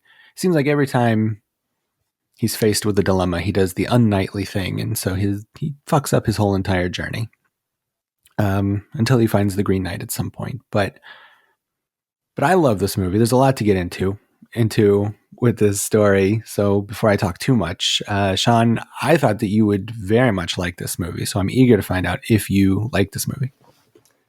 Yeah, there is a lot to get into with this movie. So I do want to say before I get too much into it, we probably through the course of this conversation will spoil the end of this movie. Yeah. I think we kind of have to talk about the end of the movie. But before we do that, I'll just say I think people should see this movie. If you haven't seen it, go see it. There's a lot of stuff here that I think would appeal to JFD listeners, and it's pretty easy to access right now. It's streaming in a number of places. So all that said, we will probably spoil this. But yeah, I had never seen this before. I saw that Ghost Story movie that this director made, and I liked that. And I don't think I've seen anything else that this guy made. But I remember this coming out, and I remember this seeming like something that I would want to see. So I've had this watch listed since day one, and I was glad that you finally picked it. And from the very first scene, I was fairly invested in this. It's got kind of a real immersive quality to the way that it's shot, that you really feel like you're in Dev Patel's shoes, like right from the get-go. There's also that cool little kind of David Lynchian intro with that guy on fire in the darkness. I thought that looked great. And a lot of great, like, Celtic sounding music. It sounds very ancient, and some like Philip Glass kind of sounding music that sounded cool as well. And the editing was really impressive in this movie. I felt like, despite the slow pace, there are still like a lot of interesting cross-cutting moments where it's like maybe there's not much actually happening in the scene, but the editor has found ways to kind of keep himself interested by just kind of cutting to random things. But I thought it worked. Also, the way that they shot it, I'm not very high on cameras and stuff like that, but I think that they shot it digitally, but with whatever the digital equivalent to 65 millimeter would be. So everything's like very wide. And even when you're like close up on people and like tight on people's faces, like you can still see for miles around in the background. And I think it's a really unique look to a movie. Yeah, it looks great. I mean, the camera work is top notch. Just like the selection of locations that they picked, like they found some really incredible looking landscapes. Like there's this one shot where he's like walking down this path through a field in the middle of nowhere, and the path has like an intersection with another path. And that doesn't sound like it would look incredible, just two paths meeting in the middle of nowhere, but just something about the way it's all framed, and just the overall landscape just looks incredible. And this movie is just full of shots like that. The costumes also look great.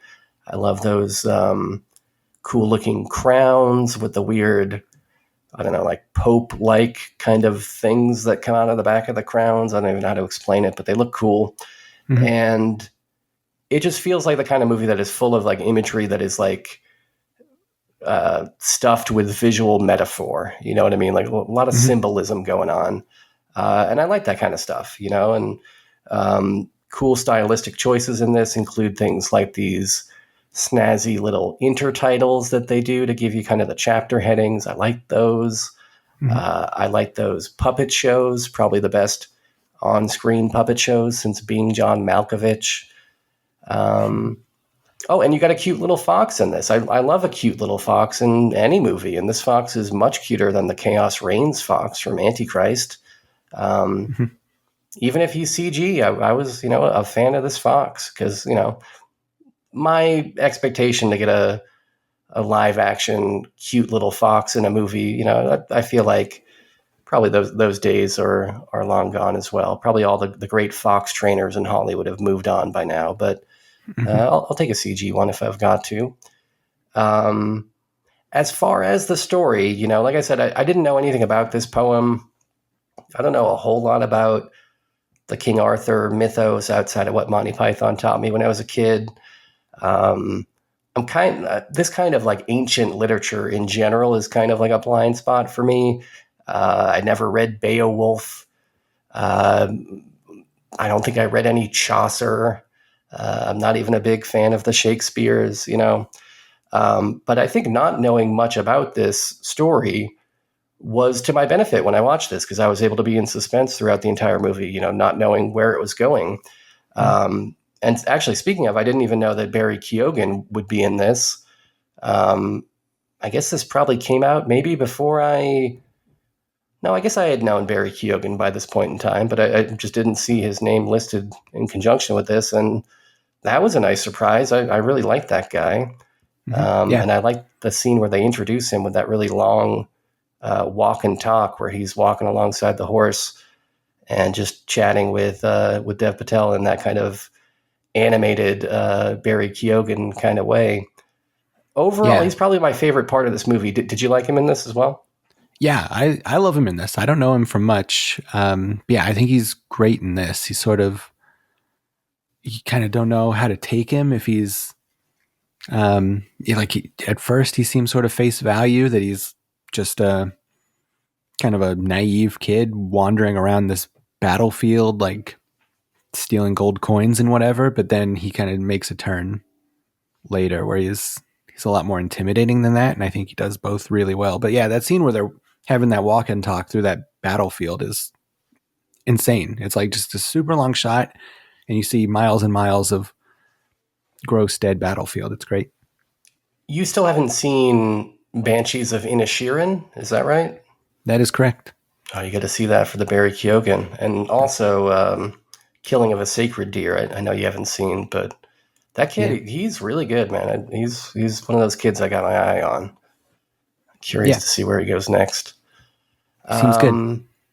But yeah, I mean, overall, I didn't really know what to expect from this plot. And it is kind of slow moving, like you said, but it does hit, you know, those hero's journey sorts of bullet points in a way that it's, you know, it feels satisfying. You feel engaged. You're on this journey with this guy. And the structure of it is very watchable, even if it is slow.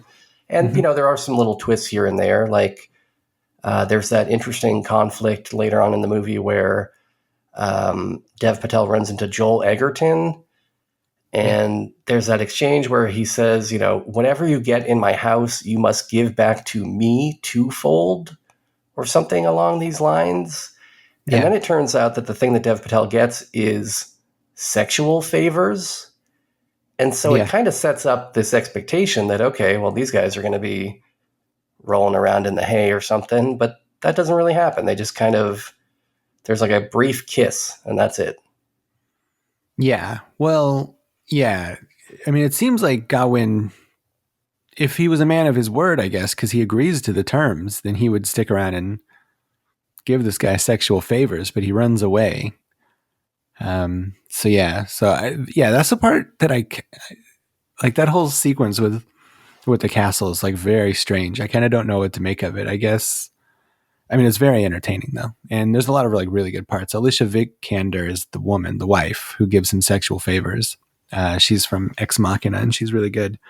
There's a lot of, probably more so than any other part of this movie. Like, there's a lot of different ways to interpret that whole stretch. And there's probably a million different ways to interpret everything in this. This is very, I wouldn't say this movie is Lynchian just because it's weird, but I would say it's Lynchian in that it's very wide open for interpretation. Yeah, and so they introduced this this belt thing, or this, I don't know what you would call it, some kind of fabric that he ties around his, a girdle, I think they called it maybe in the movie, but which that turns out to be a thing that I didn't fully get, but I guess we'll get there in a minute, because before you know it, after this Egerton situation, we are already at the encounter with the Green Knight, which I think has to be the number one most disappointing on-screen confrontation of all time. What? It is so terrible that I don't even know how to rate this movie anymore. Leading into that scene, I was loving this thing. It was like probably a 4.5 star movie for me, having a great time just marveling at the production design and all the camera work and all of this slow burn adventuring. I'm just lapping it up. And then that ending, well, it's not even an ending, because then after the confrontation, we get 10 to 15 minutes of the least satisfying possible payoff where you're like, well, this movie was a fucking waste of time. And then they just invalidate all of that even by flashing back to where we were and saying, well, don't mind that waste of time that you just wasted 15 minutes on. I hated it, hated this ending, which, I was thinking at the time, is maybe not Lowery's fault, because I was thinking, well, this is, an adaptation of something that's so old. It was written before people figured out how story structure works and all this. And like, I can give the guy a pass. But then you're telling me that he is taking liberties, that this is not necessarily a very faithful adaptation of the poem. Well, I see one place he should have fixed the fucking story, is given it an ending, I think it has the perfect ending. So we're going to spoil the ending here now. So he gets to the Green Knight. The Green Knight's like, all right, bend down. I'm going to kill you. This is what you came here for. Are you ready? He goes, no, actually, I'm leaving. Screw this. He goes back, tells everybody he found the Green Knight and handled him, gets appointed to be the new king after Arthur dies, has a kid, starts a war. His kid dies in the war. His kingdom crumbles. His family abandons him. And he sees the life he would have had if he would have chose the dishonorable thing and run away from the Green Knight. It would have been a shitty life. Yeah, they do a Ghost of Christmas Future on him. Well, yeah, I guess so. So then they get back. That's the vision he has. And then Green Knight, he says, now I'm ready. Now I see what kind of piece of shit I would have been if I would have run away. Now I'm ready. And the knight pats him on the back, says, you're doing the right thing, and now off with your head. And then, so you can even interpret this part of it one or two ways. I feel like I'm in the minority. I interpret it that this was all a game. Gawain lives.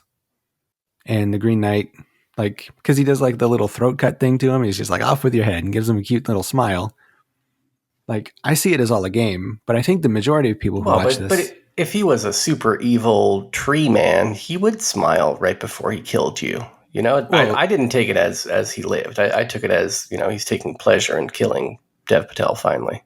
Yeah, I think that's definitely the way that most people see it. And it's probably correct, I would imagine. I'm probably seeing it wrong. But I mean, it's very ambiguous. So, I mean, either way works, I guess. But yeah, I think that's the general way to see it, is that, yeah, Dev Patel gets killed. But even then, he lives up to his word. He does the honorable thing, and he gets axed. So I don't know what's not good about that ending. I think it's a perfect ending. It's just not satisfying in the least. I mean, the whole early goings of it, when he first encounters, Treebeard here at the end, and Treebeard's trying to cut his head off, and he's like, no, give me another minute. And they do it like 4 or 5 times where he's like, no, please don't cut my head off. And he just seems like a whiny, annoying character, which is what the character's supposed to be, I guess, but not satisfying. And then we presume for 15 minutes we're led to believe, okay, well then he's going to go live this crummy life. And that's not entertaining to watch whatsoever, to see like this kind of quietly disappointing life that is not even like, it's not even terrible, his life after this. It's not like everything's a giant disaster after this. It just seems like he's got like a slight kind of hollowness to him. And it's like, who cares? Like, wouldn't it have been cooler if you tried to fight this fucking tree? Like, lift up your sword. Maybe you hack a branch off or something, you know? Let's get a climax here to this movie that I know was all about subverting the expectations of action adventure movies, maybe, but you could do that and then deliver a little bit for me at the end, and I would treasure it all the more, you know? Well, I think that montage is very action-packed. I mean, he gets knighted, he gets to be the new king, he starts a war, like there's scenes on the battlefield, like there's the castles crumbling around him. Like I feel like that whole part is very action-packed. I mean, comparatively for the rest of this movie. Yeah, maybe, but not the action that I wanted to see. I mean, overall, I still enjoyed the experience of watching this, and that is why, like, at the top, I wanted to recommend people do see this, because I think it is rare that we get a movie that is aimed at adults that is, you know, kind of an original property. I mean, it is based off a thousands-year-old poem or whatever, but it's not like the most commonly adapted thing.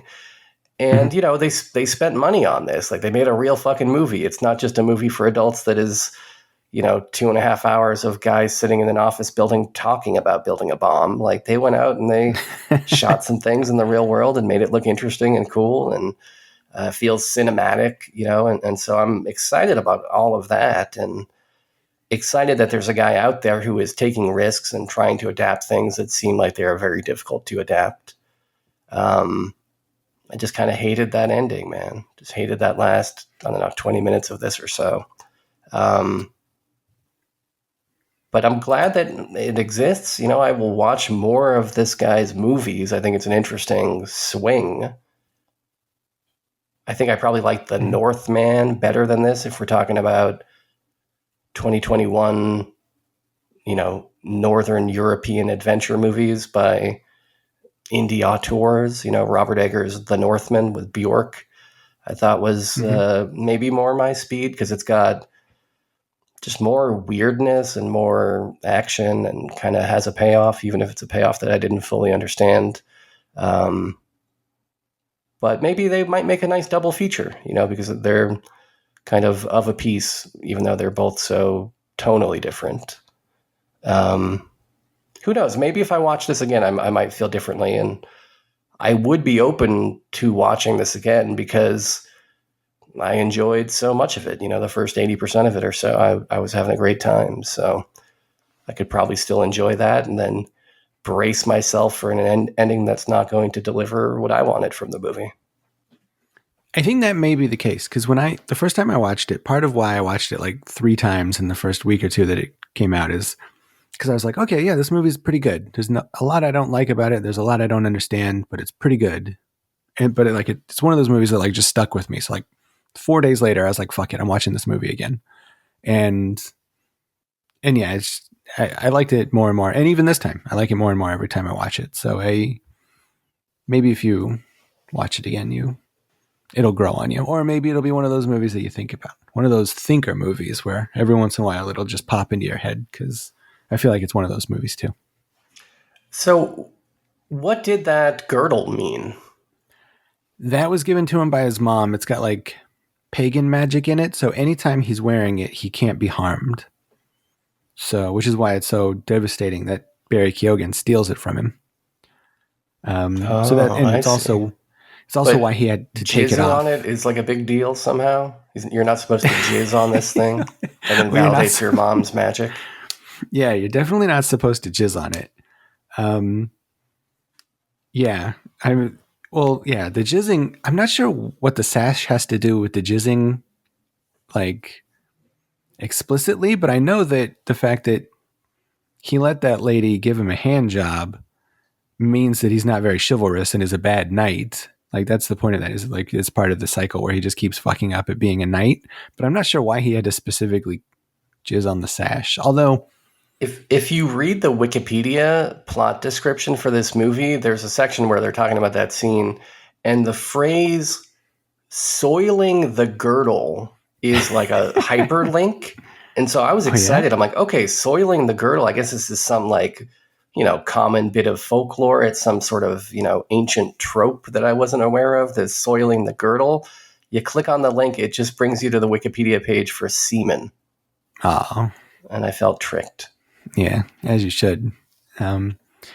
Yeah, there's a lot of weird stuff happening in that castle. Like there's some incestuous stuff. Like the lady with the who's wearing the cloth over her eyes the whole time, who's just wandering around. Like his mom also does that when she's in the castle with Arthur. Like she wears stuff over her eyes. So I feel like there's something going on there where like that's either his mom or supposed to be some sort of insert for his mom, or like something, because the people in the house are witches. I think we do find out. So I don't know if they're like in line with the same kind of witches that his mom is, or what. I don't know. There's a whole lot going on in there.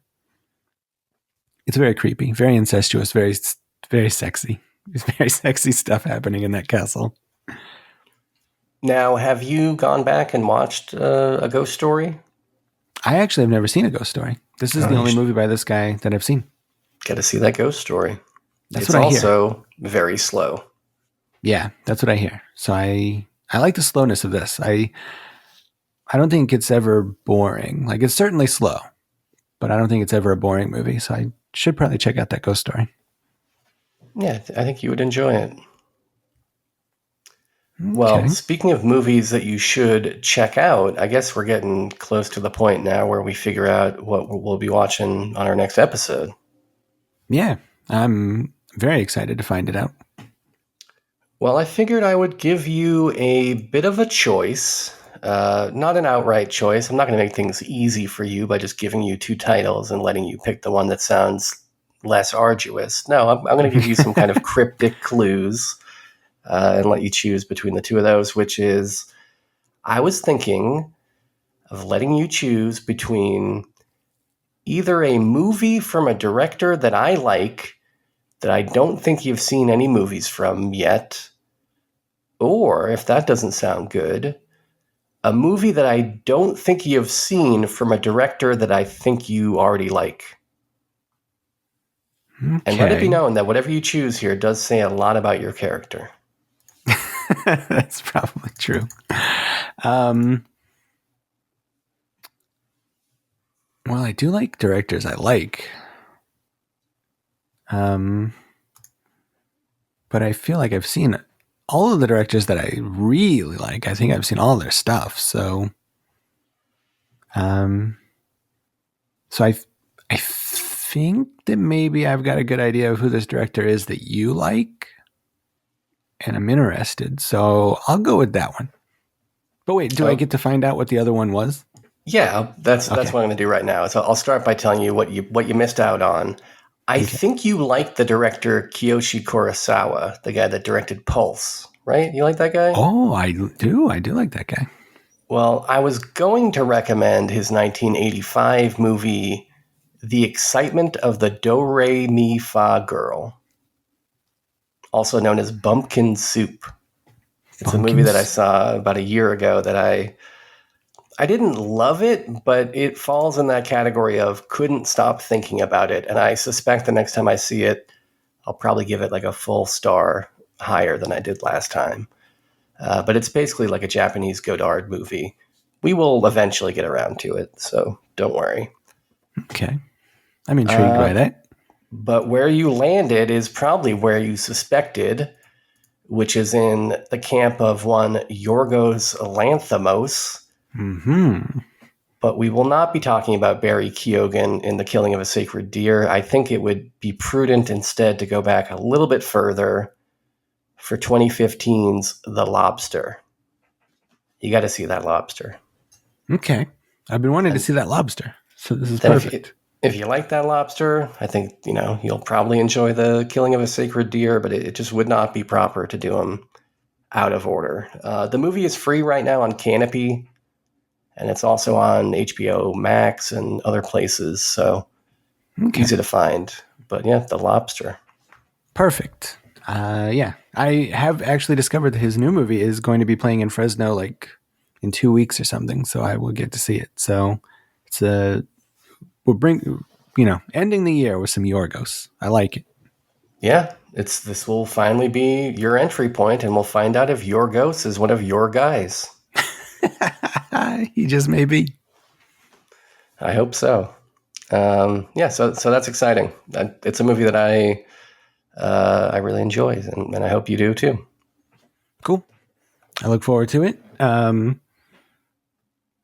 If you guys out there, you junk food dinner listeners, have any strong feelings about the lobster or just lobster in general, let us know by sending us a voicemail at 347-746-JUNK or going to facebook.com/junkfooddinner and hitting call now, or going to the Discord. I think I put a link up to it on the Facebook this week or something, so it should be pretty easy to find. Find us on the Patreon. This is the most important part. Go to patreon.com/junkfooddinner. Sign up. We got a bunch of different tiers that you can sign up for. Also, Patreon has a new thing where you can be like a free Patreon, and then you'll just like get all of our updates and stuff. I guess I'm not too sure how it works, but that's certainly something you can do if you want. You can do all of that, and if you do sign up, if you do want to give us a couple of dollars for all the hard work we've put in over the years, you get basically hundreds of hours of us talking about Twin Peaks. Nobody's ever talked about Twin Peaks more than we have. Yeah. And we're only 2/3 of the way through it. So it was quite a quantity of discussion on those peaks. Yeah, two most recent ones. We got to the end of season 2. We talked a lot about it, and we're going to be talking about it more. So if you're a Lynch head, if you're a Twin Peaks person, if you're a TV guy, go sign up. Also, Kevin appears from time to time. So yeah, check that out. All the other stuff too. Email us at jftpodcast@gmail.com. Tell your friends about the show. That's very important. If you got a friend that likes Twin Peaks, tell him about the Bookhouse Boys. But until next week, this is Parker for Sean saying thanks for having fun.